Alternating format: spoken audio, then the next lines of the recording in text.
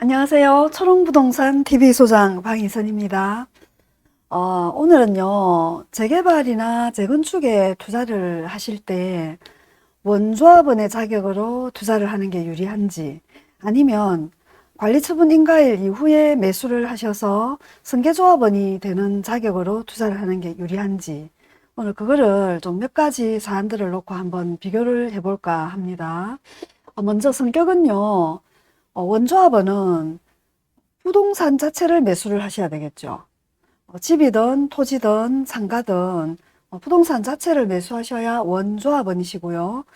그러면 부동산 자체를 매수를 하시려고 하면 당연히 관리처분 인가 1을 기준으로 그 이전에 매수를 하셔야 원조합원이시겠죠. 이 기준일이 관처일입니다. 그 이후에 이제 매수를 하는 거는 주택을 취득하실 수 있는 그런 권리인데, 이 권리를 우리가 흔히 입주권이라고 얘기를 하죠. 집을 사서 들어가실 수 있는 그런 권리를 매수를 하시는 경우입니다. 이렇게 부동산을 사신 분을 원조합원, 관리처분 인가 이후에 입주권을 승계조합원으로 이제 사신 경우를 승계조합원이라고 하는데요.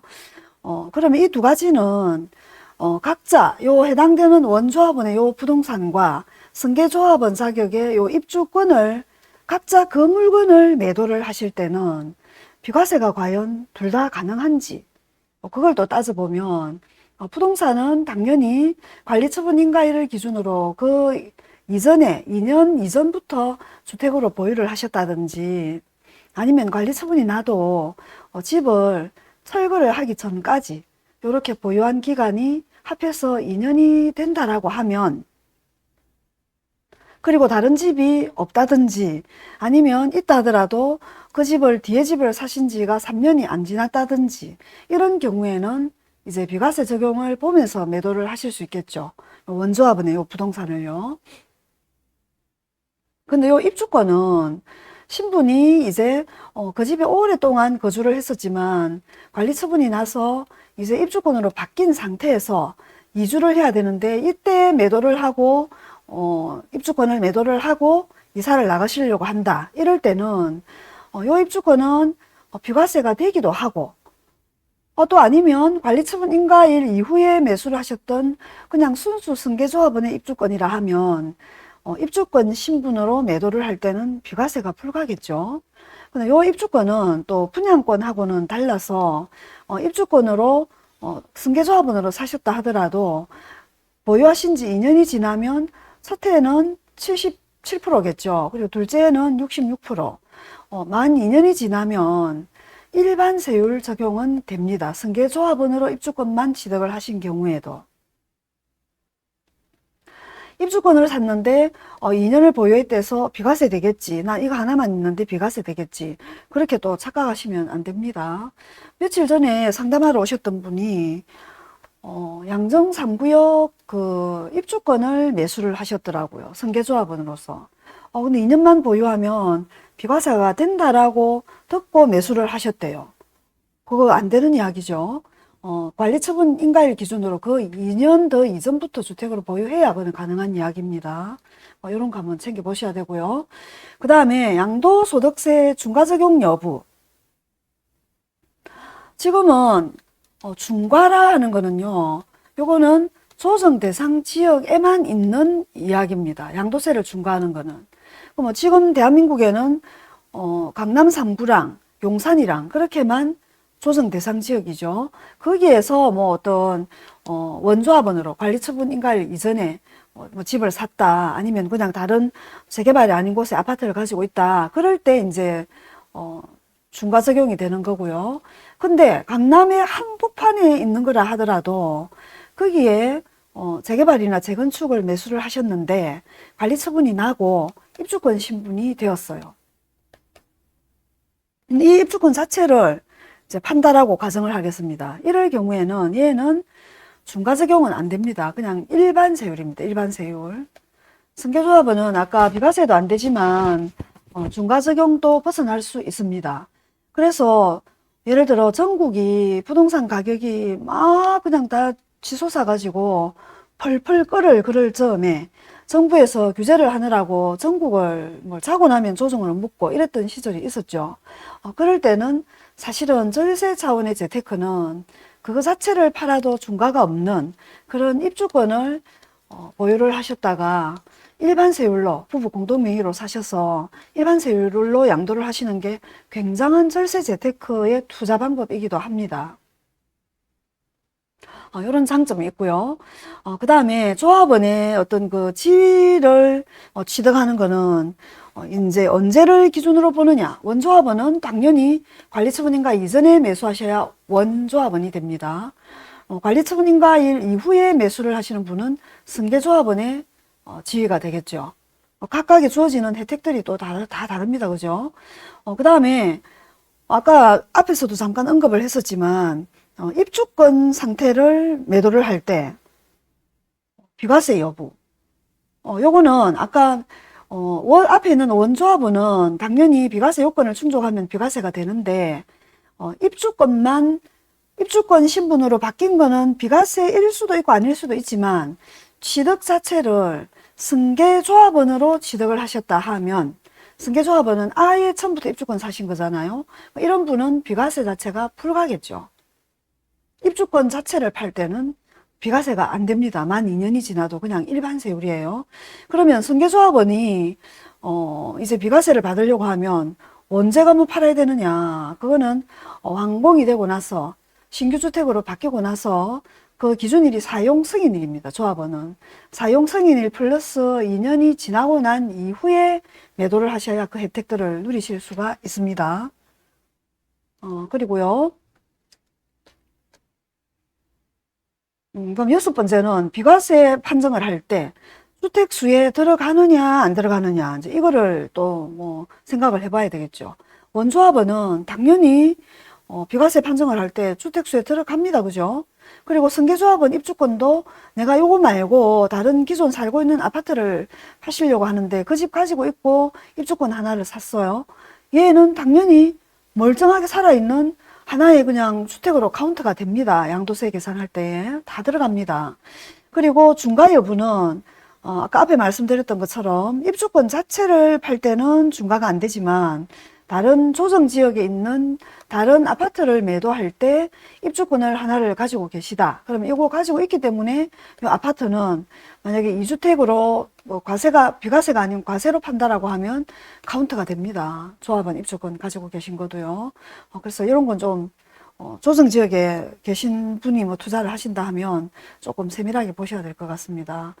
그리고 새로 완공된 그러면 그 아파트는 언제부터 내가 그 취득 그 보유 기간을 다 넣어주느냐 그걸 또 따져보면요.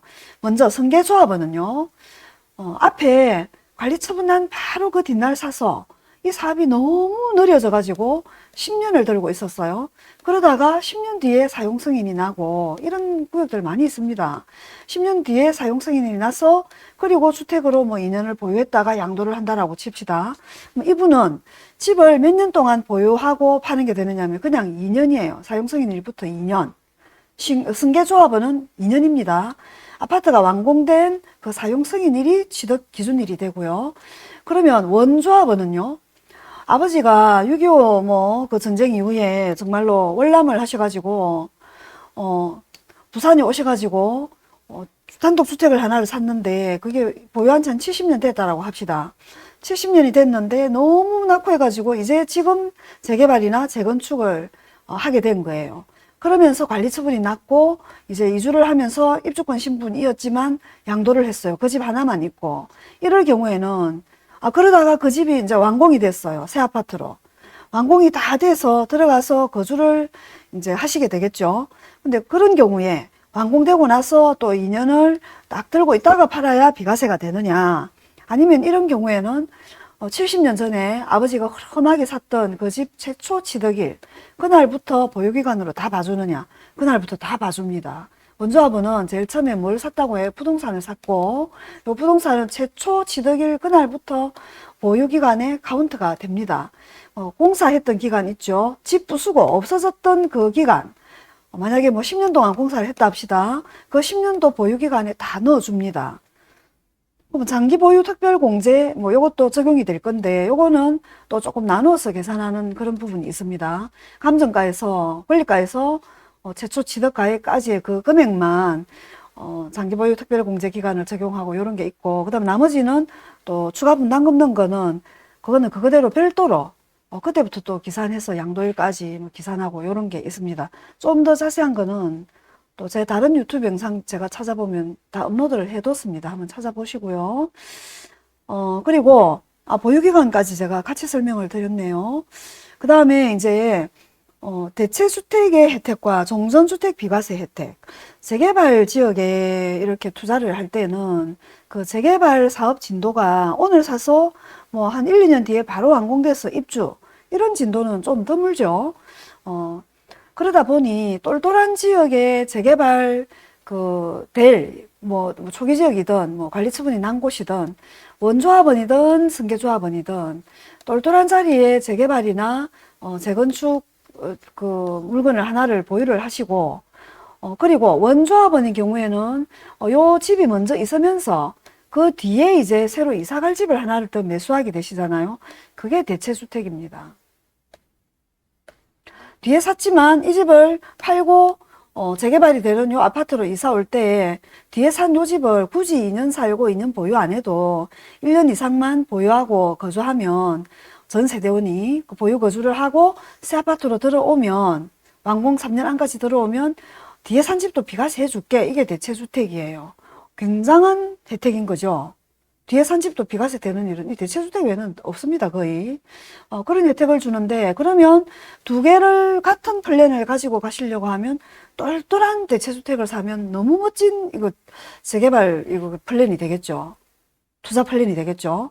그리고 승계조합원인 분들이 관리처분 인가 이후에 부수지 않은 집을 매수를 하시면서 내가 재개발 지역에 집을 샀으니까 나중에 이 집을 부수면 나도 뒤에 산 집을 사서 대체주택 혜택을 봐야지, 이럴 경우에는 승계조합원은 그게 안 됩니다. 승계조합원한테 주어지는 혜택은 요 승계조합원으로 입주권을 사시기 그 이전에 먼저 보유하고 계시던 원래 살던 아파트, 그런 걸 종전주택이라고 해요. 종전주택. 처음부터 있던 주택. 요 종전주택을 이미 똘똘한 걸 가지고 이제 계셔야 이제 혜택을 보는 거예요. 똘똘한 종전주택을 갖고 계신데 관리처분 인가 후에 또 똘똘한 그런 자리에 입주권을 매수를 하셨다. 이런 경우에는 이 두 개의 플랜을 야무딱지게 그냥 같이 가져가시면서 요 입주권으로 샀던 요 집이 완공되고 나서 사용 승인일로부터 3년 안에 그때까지 원래 들고 계시던 그 똘똘한 종전주택을 팔면 비과세 혜택을 주는데, 다만 조금 갖춰야 할 요건이 요 종전주택과 승계조합원 입주권을 서로 1년 차이 나게는 매수를 하셔야 돼요. 그리고 처분할 양도일 그날 기준으로 종전주택이 집으로 2년 이상 보유 요건을 충족을 하셔야 되고, 조정지역에 있었다면 물론 거주 요건도 충족을 하셔야 되겠죠. 그렇게 하면 그 종전주택에 그 3년 안에 처분을 안 해도, 입주권 사고 3년 안에 굳이 처분을 안 해도 실거주를 완공된 그 재개발 입주권이 완공된 집에 들어가신다라고 하면 그게 10년이 걸렸다. 그러면 13년까지, 예를 들어 8년이 걸렸다. 완공까지 8년 플러스 3년까지 전 세대원이 3년 안에 그 안에 입주를 하셔서 계속하여 1년 이상 거주하는 요건을 충족을 하면 3년 지나서 입주권 제일 처음에 샀을 때 잔금 친할로부터 3년이 지나서 양도해도 종전주택도 비과세 혜택을 줍니다. 어느 거 투자하는 게 나을까요? 기준은요, 지금 현재 갖고 계신 게 아주 똘똘한 종전주택을 갖고 계시다. 그러면 승계조합원의 자격에 입주권을 찾아보시는 게 좋은 투자가 될 것 같고요. 그게 아니면 재개발 지역에 그냥 입지 좋은 곳에 뭐 낡은 집을 하나를 갖고 있는데 그냥 뭐 다른 집은 없다, 이것만 갖고 계시다. 근데 뭐 다른 상가도 좀 가지고 있고 뭐 예를 들어 이래서 자금을 좀 조달하실 수가 있다. 그러면 똘똘한 대체주택을 사시는 거죠.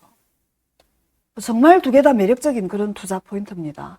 요거는 재개발은 어차피 교통 좋은 도심 안에서 집을 철거를 하거나 부숴내고 새로 집을 지어야 할 그런 정책적인 지원이 있는 그런 사업이고요. 재개발은 입주권이다 이러고 조합원이다 이러니까 보통 지역주택조합하고 헷갈려 하시는 분들도 계세요. 그거하고는 완전히 차원이 다른 그런 단어고요. 재개발 방식으로 진행이 되는 곳은 또 조합에서 수용 재결권이 있기 때문에 강제로 공탁에 놔놓고 철거하고 이렇게 하는 그 재결권이 있기 때문에 사업이 반드시 진행이 되도록 되어 있습니다. 그래서 관리 처분 인가 1을 기준으로 내가 원조합원의 그 주택을 하나를 사서 원조합원이 될 건지, 그리고 대체주택을 아주 똘똘한 걸 살 건지, 아니면 관리처분 인가가 난 그런 승계조합원의 자격의 입주권을 사서 기존 내가 살고 있는 아주 똘똘한 요 종전주택을 두 개를 같이 플랜을 가져가면서 비과세를 할지를 한번 잘 계획을 짜보시고요. 그 두 가지, 그 어떤 경우라도 초롱부동산에 오시면 좋은 물건으로 상담이 가능합니다. 언제든지 오세요. 오늘은 여기까지 하고 퇴근할까 합니다. 초롱부동산 TV소장 방인선이었습니다. 감사합니다.